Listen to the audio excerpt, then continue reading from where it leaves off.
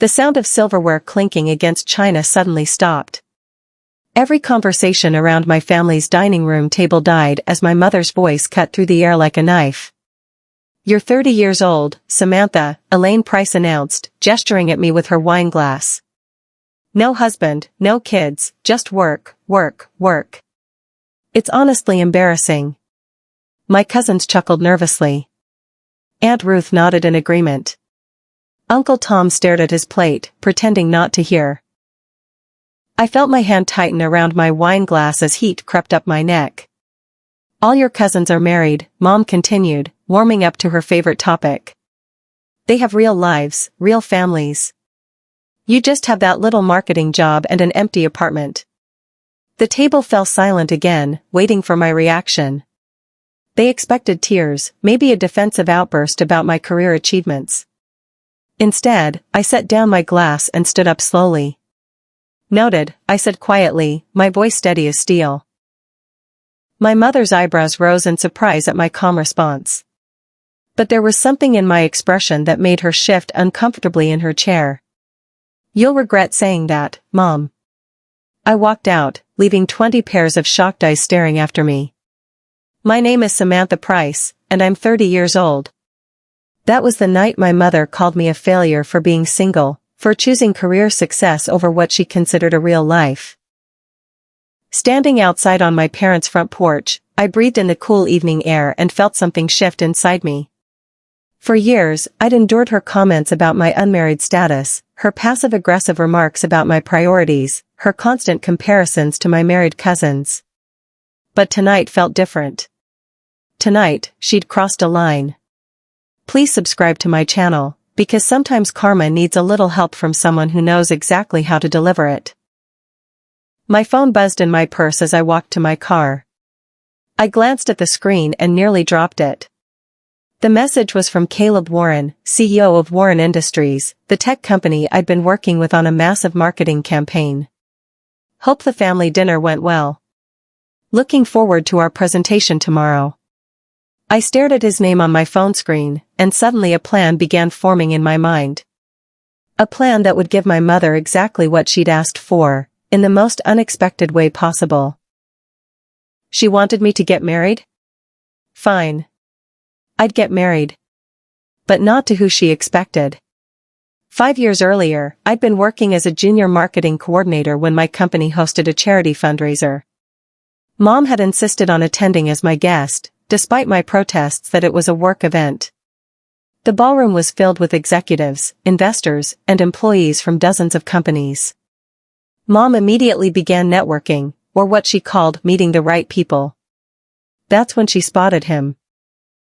A young man in an ill-fitting suit, carrying a notebook and looking nervous. He was clearly new, maybe an intern or entry-level employee. "Excuse me," Mom said, interrupting his conversation with another intern. "You work here?" "Yes, ma'am." "I'm an intern at Warren Tech," he replied politely. Mom's laugh was loud and condescending. "An intern? Oh honey, you might want to try harder next lifetime. This event is really for people who matter." I watched his face flush with embarrassment as she walked away, already targeting someone in a more expensive suit. The young man stood there for a moment, clearly humiliated, then headed toward the exit. I couldn't let that happen. "Don't mind her," I said, catching up to him by the coat check. "She only talks down to people she's afraid might be more successful than she is someday." He looked at me with surprised brown eyes. "Thank you for that. I'm Sam Price." "And you are?" "Caleb Warren." Present day, 5 years later. I walked into the glass conference room at Warren Industries for what should have been a routine client meeting. Our marketing firm had been working with them for months on a product launch campaign. But when I stepped through those doors and saw who was sitting at the head of the table, I nearly dropped my presentation materials. Caleb Warren. No longer the nervous intern in the ill-fitting suit. Now he wore a perfectly tailored navy jacket, his confidence evident in every gesture. His brown hair was professionally styled, and when he looked up at me, those same kind eyes held a new authority. "We meet again, Ms. Price," he said, standing to shake my hand. I tried to keep my expression professional, but inside I was reeling. The intern my mother had insulted 5 years ago was now the CEO of the company I was pitching to. "Mr. Warren," I managed. "It's good to see you again." After my presentation ended and his team filed out, Caleb remained seated. He slid a business card across the polished table. "Would you be interested in dinner? To catch up on the past 5 years." I looked down at the card, his personal number written on the back in neat handwriting. "I'd like that," I said, my heart racing for reasons that had nothing to do with business. The restaurant was intimate, with soft lighting and quiet jazz playing in the background. Caleb had chosen a corner table away from the main dining room, somewhere we could talk without being overheard.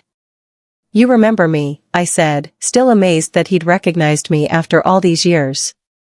"Of course I remember you," he replied, cutting into his salmon. "You were the only person at that fundraiser who didn't treat me like I was invisible." He paused, then looked directly at me. "Your mother, on the other hand, made quite an impression." I felt my cheeks burn with embarrassment. "Caleb, I'm so sorry about what she said." "She had no right dash." "Don't apologize for her," he interrupted gently. "But I have to admit, there's something poetic about the situation." I raised an eyebrow. "What do you mean?" He smiled, and there was something almost mischievous in his expression. "Funny how people's positions change over time, isn't it? How someone who was nobody 5 years ago might be somebody today." The waiter refilled our wine glasses, and I found myself studying Caleb's face. There was kindness there, but also a quiet strength that hadn't existed when he was 25 and intimidated by corporate events. "You've done well for yourself," I said. "So have you. Your presentation today was brilliant." The next morning at work, I presented Caleb's feedback to our team. His company had not only approved our campaign but had requested that I personally oversee every aspect of the rollout. It was the biggest account our firm had ever landed. "This could make your career, Sam," my boss said, shaking my hand in his office. "Warren Industries doesn't usually work with smaller firms like ours." I was still processing the magnitude of the opportunity when my phone buzzed with a text from Mom. "Still wasting time on your silly little job? Your cousin Rebecca just announced her pregnancy. That's real accomplishment." I stared at the message, feeling the familiar sting of her disapproval. Then I heard a knock on my office door. "Come in," I called. Caleb appeared in the doorway, looking concerned. "I was walking by and couldn't help but notice you looked upset." "Everything okay?" I held up my phone. "Just my mother reminding me that my career accomplishments don't matter because I'm not married." His expression darkened slightly. "Sounds like someone doesn't appreciate your brilliance." "She never has." "Well," he said, stepping into my office and closing the door behind him, "maybe it's time someone did." The way he looked at me when he said those words made my heart skip a beat. Sunday brunch at the country club was my mother's weekly performance, where she held court with her circle of friends and dispensed gossip like a queen distributing favors. I usually avoided these gatherings, but today I had something to prove. "Sam works in marketing," I heard her telling Mrs. Henderson as I approached their table. "She's not management material, of course, but at least it keeps her busy and out of trouble." Her friends tittered politely, the way people do when they're pretending to be interested in someone else's disappointment. "Good morning, ladies," I said, appearing behind my mother's chair. She startled slightly. "Samantha. I didn't expect to see you here." "I had some good news to share," I replied, pulling out the chair next to her. "I was just promoted to senior director at our firm. I'll be overseeing our largest client personally." The table went quiet. Mom's smile became strained. "How nice, dear. Though I'm sure it's just a title. These days everyone gets promoted just for showing up." I smiled sweetly. "Actually, Mom, I'll be managing a multi-million-dollar account." "But you're right, anyone could do it."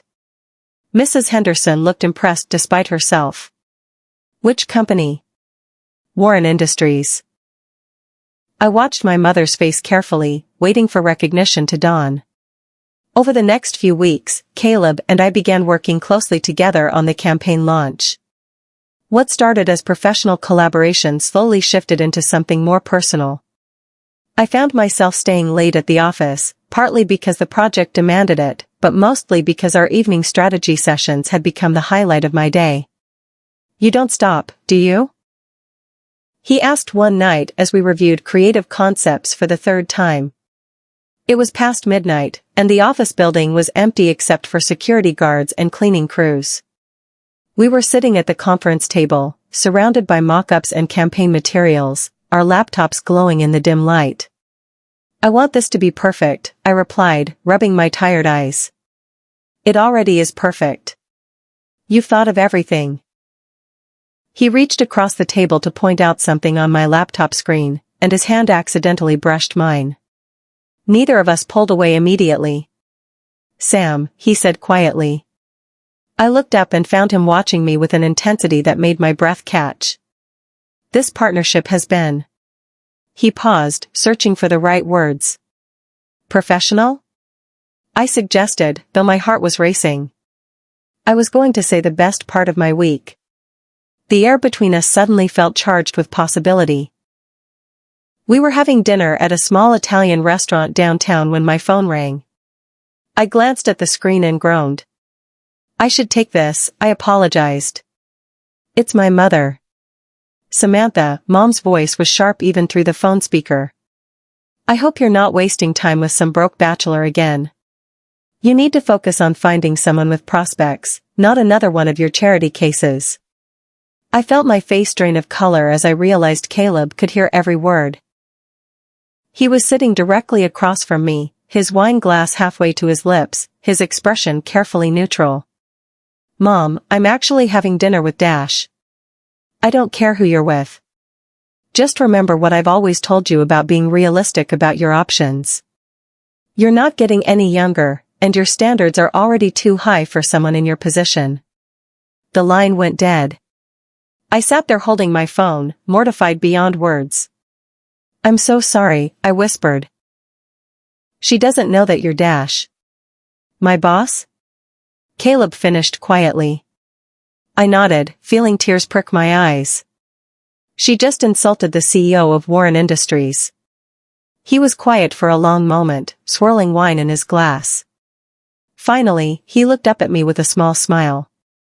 "Well, at least she's consistent." "Caleb, I need to explain about my mother," I said, setting down my fork. "She's not usually this awful." "Yes, she is," he replied gently. "And that's not your fault." I stared at him, surprised by his directness. "I remember what she said at the fundraiser 5 years ago," he continued. "I remember how it felt to be dismissed like that, like I didn't matter because I wasn't important enough yet. She was wrong. I know that now. But back then, it stung. For weeks, actually." He leaned back in his chair, studying my face. "What I don't understand is how someone like you came from someone like her." "What do you mean?" "You see people. Really see them. You saw the nervous intern when everyone else saw someone beneath their notice. You defend people who can't defend themselves.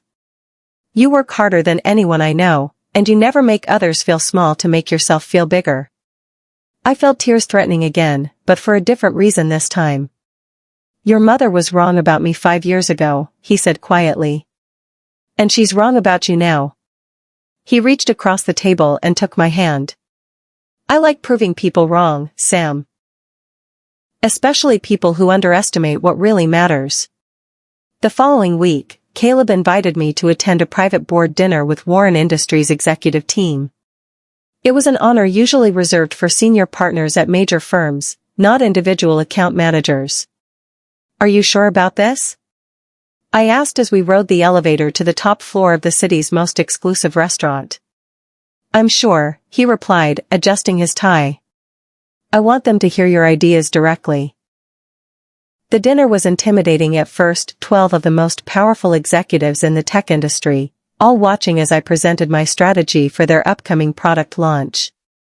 But as I spoke, I watched their expressions change from polite interest to genuine engagement.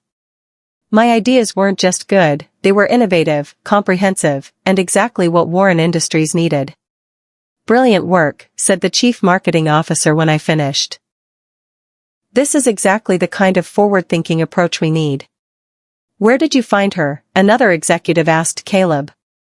"She found us," he replied, smiling at me across the table. "And that's why I'm recommending her for the senior director position on our corporate advisory board." My phone vibrated in my purse. A text from Mom: "Don't embarrass me at the family reunion next weekend. Try to look respectable for once." I glanced at Caleb, who was watching me with concern. "Everything okay?" I slipped my phone back into my purse without responding to the message. "Perfect," I said, smiling.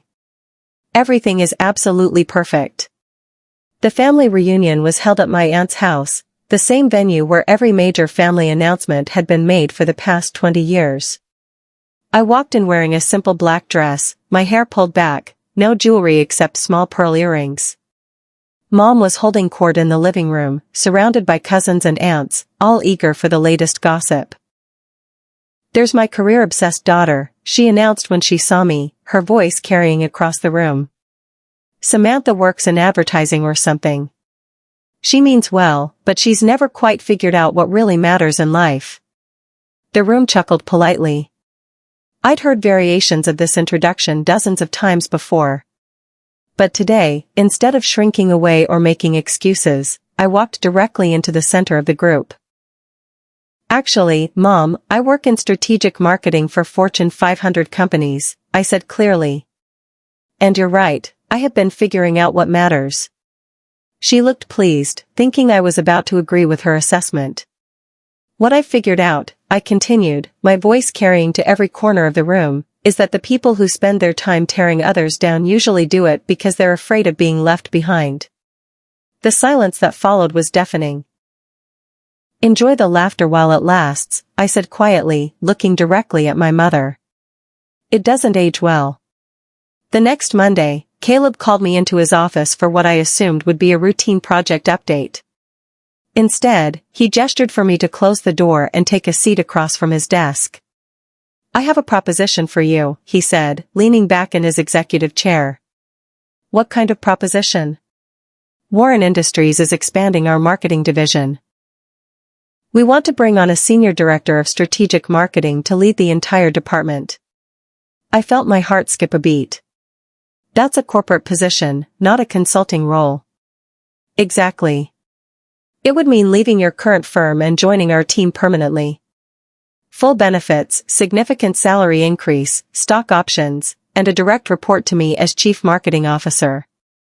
I stared at him, trying to process the magnitude of what he was offering. "Caleb, people will think I got this job because we're close." "Are we close?" he asked, his brown eyes serious. "I think so." "Good. Then they'll think you got the job because you're brilliant, accomplished, and exactly what this company needs." Which happens to be true. He slid a contract across his desk. "Take some time to think about it." I looked down at the offer letter, my eyes widening at the salary figure. This is more than I ever imagined earning.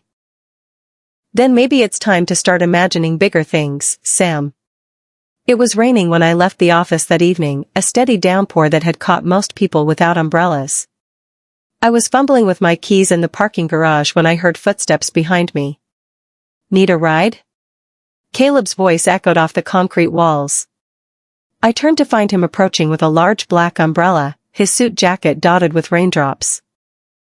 "I can manage," I said, though my hands were shaking as I tried to unlock my car. "I'm sure you can. But do I need to make the first move here too?" I looked up at him, confused. "What? 5 years ago, you were the first person to show me kindness when I was nobody. Tonight, you're still the most genuine person I know, even though you could have any job in the city now." He stepped closer, close enough that I could smell his cologne and see the water droplets on his glasses. "I'd been wanting to do this since that first dinner," he said quietly. Do what? Instead of answering, he cupped my face in his hands and kissed me. Softly at first, then with more certainty when I didn't pull away. When we finally broke apart, both of us were breathing hard. Was that appropriate workplace behavior, Mr. Warren? I asked, trying to lighten the mood. Absolutely not, he replied, grinning. Good thing you don't work for me yet. By morning, the entire office was buzzing with rumors. Someone had seen us in the parking garage. Someone else noticed how Caleb looked at me during meetings. The gossip spread through the building like wildfire. Sam's dating the CEO, I heard one of my coworkers whisper as I walked past the break room. That explains the promotion offer, another voice replied. I pretended not to hear, but the comments stung. I'd worked for years to build my reputation, and now people were suggesting I was sleeping my way to the top. My phone rang just as I reached my office. Samantha, Mom's voice was icy with disapproval. I just had the most interesting conversation with Mrs. Patterson. She says her daughter works at some tech company and heard you're involved with your boss. Hello to you too, Mom. Don't be flippant. Do you have any idea how this looks? You're embarrassing me and yourself. I sat down at my desk, suddenly exhausted by the familiar pattern of her disappointment. How exactly am I embarrassing you? By acting desperate. By throwing yourself at your boss like some kind of professional woman who earned a promotion based on merit? Based on what you're willing to do in back rooms. The accusation hit me like a physical blow. After everything I'd accomplished, she still saw me as someone who couldn't succeed on my own. You know what, Mom? Embarrassing you has become my new favorite hobby. I hung up the phone and immediately started planning. I spent the rest of the day working on something that had nothing to do with marketing campaigns or client presentations. Hidden in a folder on my computer labeled Personal Projects, I began creating a document that would change everything. A guest list. I started with family members, Mom, Dad, Uncle Tom, Aunt Ruth, all my married cousins who'd always been held up as examples of success. Then I added Mom's social circle, the women she'd been trying to impress for the past 30 years. I included colleagues from work, executives from the companies we'd worked with, and several prominent local business leaders whose opinions Mom valued more than her own daughter's happiness. Finally, I added one more name at the top of the list, Caleb Warren, CEO of Warren Industries. The man my mother had once dismissed as a nobody. The man she'd insulted at a charity fundraiser, telling him he might want to try harder next lifetime. I saved the document and leaned back in my chair, a smile playing at the corners of my mouth. Mom wanted me to get married? She wanted me to find someone worthy of the Price family name? Fine. I'd give her exactly what she'd asked for. But I had a feeling she wasn't going to like how the story ended. 3 weeks later, Caleb and I were having dinner at his apartment when he suddenly got quiet. We'd been talking about the marketing campaign, about my decision to accept his job offer, about everything except what was really happening between us. Sam, he said, setting down his wine glass, can I ask you something? Of course. Are you happy? Really happy? I studied his face, trying to understand what he was really asking. With work? With us? With life in general? All of it. Because 5 years ago, I was miserable. I was working 18-hour days, getting treated like dirt, wondering if I'd ever be more than someone people could dismiss without a second thought. He stood up and walked to his apartment's floor-to-ceiling windows, looking out at the city lights below. Then you came along and treated me like I mattered. Like I was already somebody, even when nobody else could see it. I joined him at the window. You were always somebody, Caleb. You just needed the right opportunity to show it. Maybe. But you were the only person who believed in me when I didn't believe in myself. He turned to face me, and I could see something nervous and hopeful in his expression. I want to ask you something, and I need you to know it has nothing to do with work, nothing to do with proving anyone wrong, nothing to do with anything except how I feel about you. My heart started racing as he dropped to one knee. "Samantha Price," he said, pulling a small velvet box from his jacket pocket, "will you marry me?" The ring was perfect, a classic solitaire that caught the light from the city below and threw rainbows across the walls of his apartment. But more than that, the moment was perfect. Not because it was elaborate or public or designed to impress anyone else, but because it was real. "Yes," I whispered, then louder, "yes, absolutely yes." He slipped the ring onto my finger with shaking hands, then stood and kissed me like we were the only two people in the world. "I can't wait to tell everyone," I said when we finally broke apart. "Starting with your mother?" he asked, grinning. I laughed, thinking about the conversation I was about to have. "Oh, Mom is going to have some very strong opinions about this." "Good or bad?" "Complicated," I replied. "Very, very complicated." "Should I be worried?" I looked down at my ring, then up at the man who'd just proposed to me. The nervous intern had become a confident CEO, but more importantly, he'd become someone who saw me for exactly who I was and loved me for it. "No," I said firmly. "You shouldn't be worried at all." But my mother definitely should be. The next evening, I drove to my parents' house for what I'd told them was a casual dinner. Mom had spent the afternoon cooking my childhood favorites, probably hoping to soften me up for another lecture about my life choices. "You look different," she said as soon as I walked in the door. "Did you do something with your hair?" "Not exactly." I held up my left hand, letting the engagement ring catch the light from the dining room chandelier. Her eyes widened. "Samantha. When did this happen? Who is he? Why didn't you tell me you were even dating anyone seriously?" Dad appeared from the kitchen, drawn by the excitement in her voice. "Our little girl is getting married," Mom announced, grabbing my hand to examine the ring more closely. "It's beautiful, sweetheart," Dad said, hugging me. "Tell us about him." I sat down at the dining room table, watching my mother's face carefully. "His name is Caleb Warren. He's the CEO of Warren Industries." "Warren Industries?" Mom's voice rose with excitement. "The tech company?" "Oh, Samantha, that's wonderful. How did you meet?" "Actually, you met him before I did. At that charity fundraiser 5 years ago." Her smile faltered slightly. "I don't remember meeting anyone named Warren.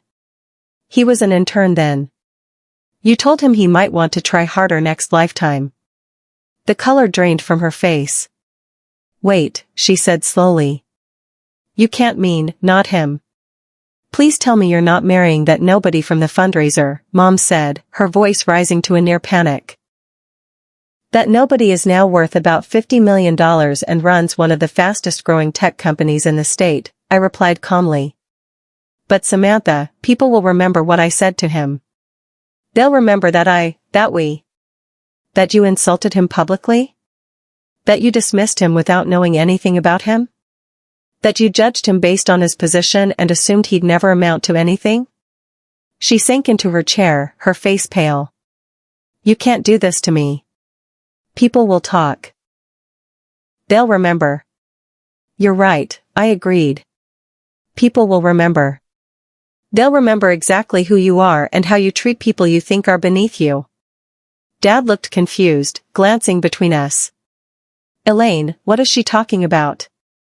"Your mother told my future husband that he should try harder next lifetime because he was just an intern," I explained. "She humiliated him in front of a room full of people because she didn't think he was important enough to matter." Mom stood up abruptly.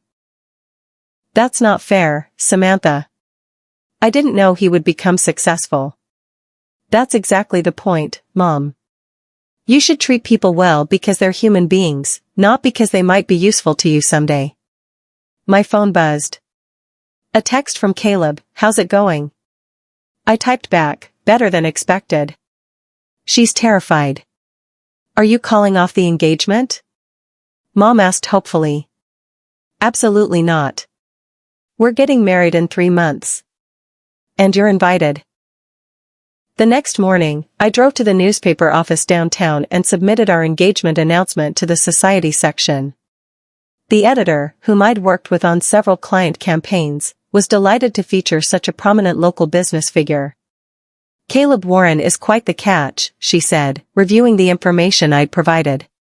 "This will definitely be front-page material for the Sunday Society section." "That's what I'm hoping for." By Sunday evening, the announcement was online. The headline read, "Warren Industries CEO engaged to marketing executive Samantha Price." The article included a professional photo of Caleb and me at a recent business event, along with details about our companies and the upcoming wedding. It also mentioned that the couple had known each other for several years through various industry events. My phone started ringing within an hour. "Samantha." Mom's voice was strained. "I can't believe you put this in the newspaper without telling me." "It's standard practice for engagement announcements, Mom. But now everyone will know." Mrs. Patterson called me 3 times already, asking about the wedding details. "And Mrs. Henderson wants to know how long you've been dating him secretly." "What did you tell them?" "I told them I was surprised too. That you never tell your mother anything important." I smiled, imagining the conversations happening all over town as Mom's social circle discovered that the daughter they'd all pitted for being unmarried was now engaged to one of the most eligible bachelors in the city. "The wedding is in 3 months," I said. "I'll send you an invitation." The wedding venue was perfect, a historic mansion overlooking the river, with gardens that would photograph beautifully and enough space for the 150 guests we'd invited. I stood in the bridal suite, looking at myself in the full-length mirror while my best friend Maya helped me with my veil. "You look absolutely stunning," she said, adjusting the delicate lace that had belonged to my grandmother. "Do I look like someone who just married up?" I asked, thinking about all the whispered conversations that would happen today. "You look like someone who married exactly who she was supposed to marry," Maya replied firmly. Through the window, I could see guests arriving. My father was greeting people at the entrance, looking proud and distinguished in his morning coat. My cousins were taking selfies by the fountain, their children running around in miniature formal wear. And there was my mother, standing near the back of the garden, looking uncomfortable and overdressed in an elaborate hat that was clearly meant to draw attention away from her anxiety. "She looks terrified," Maya observed. "She should be," I replied, smoothing my dress. "Today is the day she finds out that the nobody she insulted 5 years ago is now the most important person in my life." The music began, signaling that it was time for the ceremony to start. "Ready?" Maya asked. I looked at myself one more time in the mirror, then at the ring on my finger that represented so much more than just an engagement. "Ready." The ceremony was everything I'd dreamed of. Caleb waited for me at the altar looking handsome and confident, his brown eyes bright with happiness when he saw me walking down the aisle. We exchanged vows that we'd written ourselves, promises about supporting each other's dreams and building a life based on respect and understanding rather than expectations and social pressure. But the moment I'd been anticipating came during the reception toasts. Caleb stood at the head table, champagne glass in hand, looking out at our guests with the easy confidence of someone who'd learned to command a room. 5 years ago, he began, his voice carrying clearly through the reception tent, I was nobody special. I was an intern, working long hours for little pay, trying to prove that I belonged in a world that mostly ignored me. The crowd was listening intently, probably expecting a typical romantic speech about love conquering all. Some people tried to make me feel small during that time, he continued, his eyes finding my mother in the crowd. But someone else believed in me when no one else did. Someone saw potential where others saw insignificance. Mom was visibly uncomfortable now, realizing that everyone at our wedding was about to hear this story. That person was my beautiful wife, Samantha, who treated a nervous intern with kindness and respect when she had no reason to. The applause was warm and genuine. Then Caleb handed me the microphone. I stood up, looking out at the sea of faces that included family members who'd watched me struggle through years of criticism, colleagues who'd supported my career, and new friends from Caleb's world who'd accepted me immediately. My mother always told me I'd embarrass her, I began, my voice steady despite the emotion I felt. That my choices were wrong, that I was focusing on the wrong things, that I'd never amount to anything important. The tent was completely silent except for the soft clink of champagne glasses being set down. So today, I decided to give her something worth remembering. I raised my glass toward my mother, who was staring at me with a mixture of pride and panic. Mom, you wanted me to marry someone successful. You wanted me to find a man who could provide security and status. You wanted me to stop embarrassing you with my independence and my career ambitions. I paused, letting the words sink in. Well, I married the CEO of a Fortune 500 company. I married someone who values my intelligence, supports my ambitions, and treats me as an equal partner. I married someone you once dismissed as worthless. The crowd murmured appreciatively. Several people turned to look at my mother, who was now visibly fighting back tears. To growth, I said, lifting my champagne glass higher, and to grace. The toast was echoed throughout the tent as 150 people celebrated not just my marriage, but my victory. Hours later, as the reception wound down and guests began to leave, Caleb and I sat in his car outside the venue, still wearing our wedding clothes but finally alone together. Do you regret inviting her? He asked, watching my parents say goodbye to relatives in the parking lot. I considered the question, watching my mother accept congratulations and compliments about the wedding while trying to navigate conversations about the groom she'd once insulted. Not at all, I replied. She needed to see what success actually looks like. And what does it look like? I thought about the past 5 years. The late nights building my career, the courage it took to walk away from my family's expectations, the decision to choose love over convenience, and the satisfaction of proving that I could build a life on my own terms. Success looks like marrying someone who sees your worth from the beginning, I said. Success looks like building something together instead of trying to tear each other down. Success looks like becoming the person you were meant to be instead of the person others expect you to be. Caleb reached over and took my hand, running his thumb over my wedding ring. Your mother finally got what she wanted, he observed. Her daughter married a successful CEO. No, I corrected, smiling as I watched her struggle to maintain her composure while neighbors asked pointed questions about why she'd never mentioned my relationship with such an eligible bachelor. She finally saw what she could have had all along if she'd just been proud of who I already was. Please subscribe, because sometimes karma doesn't just need a little help, sometimes it needs perfect timing and a really good invitation list.